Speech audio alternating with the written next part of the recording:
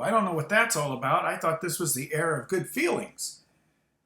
Oh well, so welcome to my third YouTube lesson for period 4, era of good feelings. Now, as of this recording, which is in October of 2020, I already did this lecture actually in class. This is more for review for my students, but also for any who might be following me. And a lot has to do with obviously the current situation that we're in. So hopefully I can kind of get through this one a little quicker, but I also have a few little things I've added that I didn't talk about in class. So let's get right into this. Of course, we are in period 4.1, and here we are, Roman numeral 1. The nation's transitioning from that to a more participatory democracy. So this is the beginning of more expanded voting rights for white men. No longer property ownership, land ownership, even membership in a church is no longer required to vote. But the importance of this is that letter A, that those early political parties, the Federalists, the Jeffersonian Republicans. So Jefferson, Madison, and now Monroe will go here in letter A. And when we talked last time in class, you see that issue of tariffs. We know that Madison was thinking about, well, actually he proposed to raise the first protective tariff in American history, 1816, to bring back a second bank of the United States, and even have the government to slowly start funding internal improvements like the building of roads and canals. We read that in his annual message known as the Madison Platform. And of course, Henry Clay was a guy who took that idea and turned it into the American system. All right, well, whatever. Let's move on. So here we are. The era of good feelings is because of this guy, James Monroe. Now, James Monroe as a president is a solid B to a B plus president. He is actually a very good president. The problem we have, probably more than anything else, is he's overshadowed by both George Washington and Thomas Jefferson that came before him. And then not that long after him is Andrew Jackson.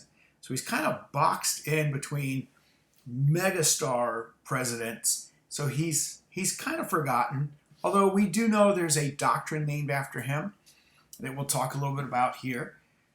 But why is this the era of good feelings? Well, it has a lot to do with him and his personality. Monroe decided that the Federalist Party is basically gone when he wins the election of 1816. For all intents and purposes, they threw somebody out there, and who cares? He's going to win easily. He decided to go on a goodwill tour, right? He travels, especially the northern states, so that people could actually see him, the first president to do this, and let everybody know that he is everybody's president. And it really did well to help mend feelings. And in Boston, a newspaper, its headline printed, "This is ushering in the era of good feelings," where there's going to be one political party now. No more backstabbing, no more yelling at each other, no more, psycho stabbing and that sort of stuff. But you never know, right? You never know. Technically, it's one political party, Jeffersonian Republicans. Remember, though, they were only known as Republican when they were there.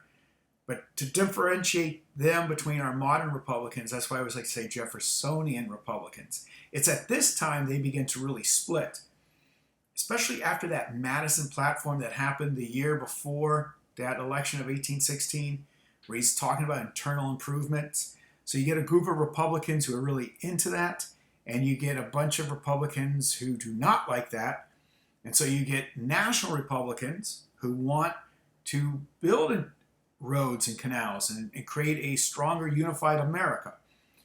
Democratic Republicans are all about states' rights, right, and strict constructionism. And that's eventually going to pull the party apart, and the one group will take the name Democrat, and later on we'll talk about the Whigs will emerge, but we'll do that in another presentation. Now, the era of good feelings is marred by a few things, right? We have the Panic of 1819 takes place, this first big economic crisis that hits America. But James Monroe really didn't take much heat for this. Again, this was new. What is the president supposed to do? What is government supposed to do? Well, some people thought that the Bank of the United States, the second bank, is supposed to represent the government. It should help, right? And so the state of Maryland gets upset and begins to tax the bank. Of course, this became a Supreme Court case with John Marshall, who ruled in favor of the bank, establishing that principle that both the Federalists put through a charter, and then later on, the Republican Party put through the charter, showing that this was a necessary and proper law to create. Thereby, states cannot tax federal institutions. Right? Remember, John Marshall was always a guy who rules on the side of a strong government. And James Monroe basically accepted this decision. But again, just little minor things here. But something really bad is about to happen. And this is one of my favorite ways that the College Board puts together key concepts, because they really give you a nice 1, 2, 3 step of how we get to this situation in Missouri. If you look in there, especially in A, B, and C, everybody's going west now because of internal improvements. The slow idea of manifest destiny is going to start coming. The North wants its manifest destiny, but so does the South, right? They're overgrowing their land. They're overplanting it with cotton predominantly, and they're depleting the minerals in the soil. So they head west. First they go into Alabama, Mississippi, they get into Louisiana, and they're bringing their slavery with them as they're doing this. In the North, you do get anti-slavery movements are happening, but always remember, when we hear anti-slavery, it doesn't necessarily mean an abolitionist. It doesn't necessarily mean people who want to abolish slavery or emancipate or even make equal. It could just be a group of people who feel like this is an economic challenge, slavery versus the wage earner, and as we move west, that land should remain free soil. Eventually, we'll get a free soil party. But this is starting to come at odds, obviously, with Southern ideology, that slavery is their peculiar institution and a cherished way of life. Yeah, that's becoming a problem now. And then we get this first real showdown over the territory of Missouri. And as I said in class, to me, and this is my opinion only, 1820 with Missouri is the beginning, to me, of that path of the furnace of the Civil War. They're going to try and put Band-Aids on this issue with slavery. They're going to try their best to compromise, but it's just going to get worse and worse and worse. And Southerners have been arguing for a while. Every time I tell you, if you raise a tax, the next thing you're going to do, that government's going to come after my slaves. If you build a bridge, if you let the government build roads, next thing you know, they're going to pass laws to prohibit slavery. And then they try to. So to Southern politicians, especially a John C. Calhoun, this was evidence of what they've been talking about. The North is going to try and stop them from having slavery. And this becomes a big issue. Now, here's a quote that I forgot to share with some of my students, but I want to share it here. Thomas Jefferson is alive, right? He's no longer in the White House. He's removed by 2 presidents at this time. James Monroe is now president. James Madison had been president before, and then Jefferson. So he's writing a letter to a friend of his, and he brings out the problem with Missouri. He said, "This question is the most portentous one which ever yet threatened our Union. In the gloomiest of the Revolutionary War, I never had any apprehension equal to what I feel from this source. The question, like a fireball in the night, awakened and filled me with terror." He's talking about slavery. We have a wolf by the ears, and we can neither hold him nor safely let him go. And I hope you guys understand that that is a metaphor. They're not really holding on to wolves, but it's the same kind of an idea. How do you hold on to something that you know is wrong? And at the same side, how do you let it go without destroying you? And he realizes that this is a big moment in our lives, this Missouri question. And this is happening right around the same time, and we'll talk about this in a moment, where we're starting to purchase we're starting to purchase Florida from the Spanish. All of this is going on at the same time. And Henry Clay is known as the great compromiser, although this is really not his compromise. He's going to take it from a guy from Illinois. And in some respects, he's kind of to blame for this, because he's the one in 1818 put forward the idea of the territory of Missouri becoming a state. He put that before Congress, I think back in December of 1818, because he had family and friends that were in Missouri, and they were looking for statehood, and he was going to try and help push it along, not realizing what a big deal this was going to be. Enter James Talmadge, right? A member of Congress. He's from New York, James Talmadge. He wants to create this amendment when you create a bill to allow Missouri to become a state. And what he's trying to do is, first of all, find a peaceful way to end slavery. Well, in there he says no more slaves will be brought into Missouri. You can't bring any more in. But those are there are slaves. But we can have a gradual emancipation of children who are born slaves that are already there. I believe it's something by the time they get to the age of 25, they're supposed to become free. But again, this could take decades before you got complete emancipation in Missouri. It would give everybody time to work out the economic kinks of society, and it would bring about emancipation to African Americans. And the South lost their mind. The South said, that's it, I told you, they're coming after our way of life. They saw this only as a states' rights issue. The North, you have to understand too, they're also thinking of this as a political issue. With the Three-Fifths Compromise that go all the way back to the founding of the Constitution, the South keeps getting more representation in the House. They keep getting more electoral votes. And this threw off the balance of free and slave states. There was a proposal from a gentleman in Illinois on this compromise, and it was Henry Clay who really helped push it through both houses. So that's why he often gets the credit. So you have this situation basically where they're going to allow Missouri to come in as a slave state. They're going to create the state of Maine as a free state to balance the power.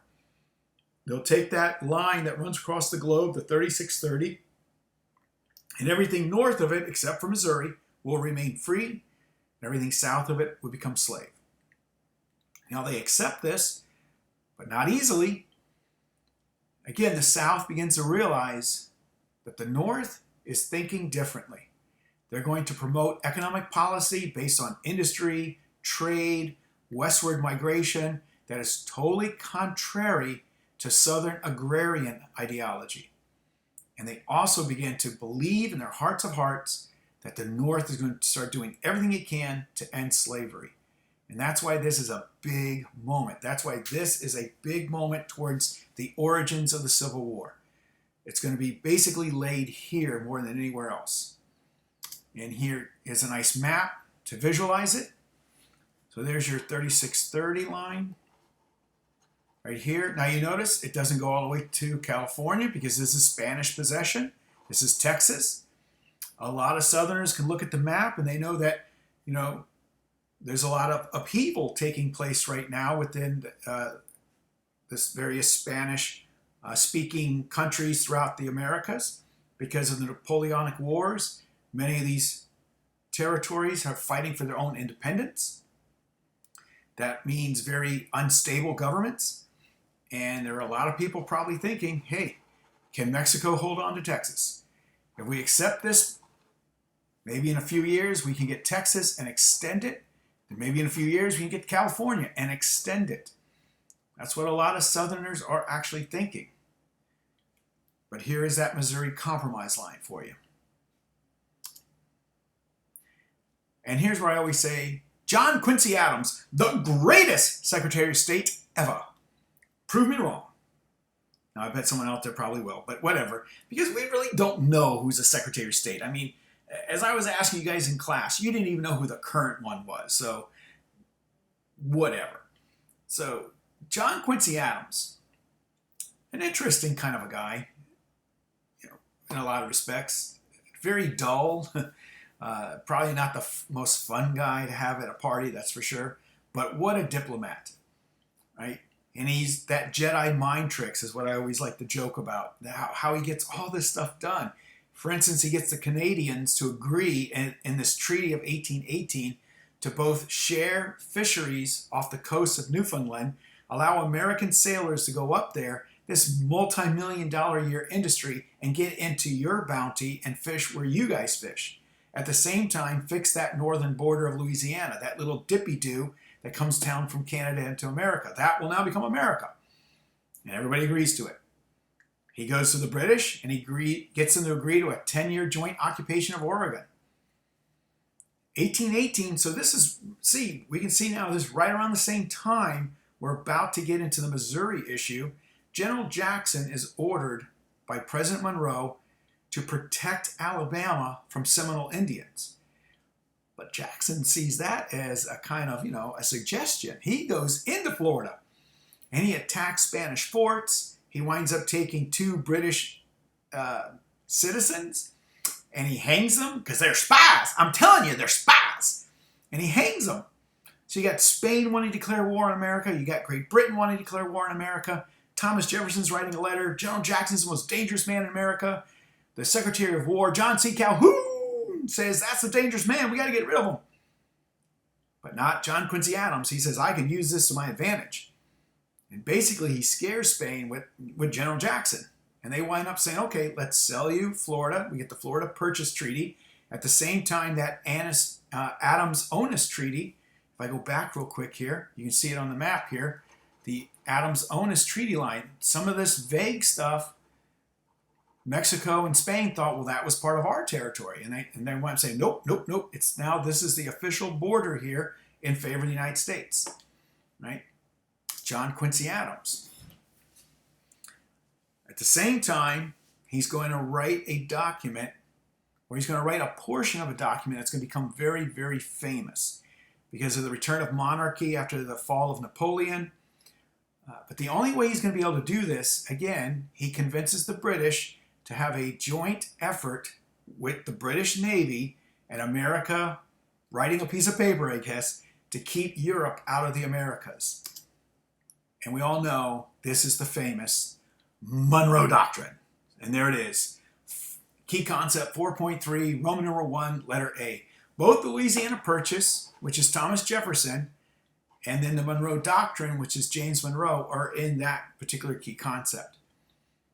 This is a type of pledge. This never became an actual law or a policy of the United States. It just became a pledge of Monroe's administration to protect Latin America if needed from Europe, but only, again, if the British were willing to bring their navy to do it for us, and they were. But the Monroe Doctrine has become very popular throughout the decades. Various presidents will use it. James K. Polk used it to basically, prove some things why he's got to protect American interests when it comes to Mexico. It became a self-defense doctrine in some respects. Later on, we'll talk about Teddy Roosevelt, how he'll use it. Ronald Reagan will use it. Kennedy uses it. The Cuban Missile Crisis. So even though it's not really a law or a policy, it's just this pledge of one particular president, but it became very, very popular over the last 200 years now. So kudos to you, John Quincy Adams. You've done everything you can to prove yourself to be President of the United States. So in 1824, James Monroe will follow this now tradition of having just 2 terms and step down as president. It is the era of good feelings. Let's just let another Republican win. And it should be John Quincy Adams. And it will be, but we're going to get a problem's going to happen here. 4 men actually will run for this election. These are 3 right here. Andrew Jackson, John Quincy Adams in the middle, and Henry Clay. There's also a guy named Crawford who runs. And we're going to get the notorious corrupt bargain's going to happen. Like I say, Quincy wins, but I'll explain that in the next video. Until then, stay safe, stay healthy, and hope to see you guys soon. Bye-bye, everybody.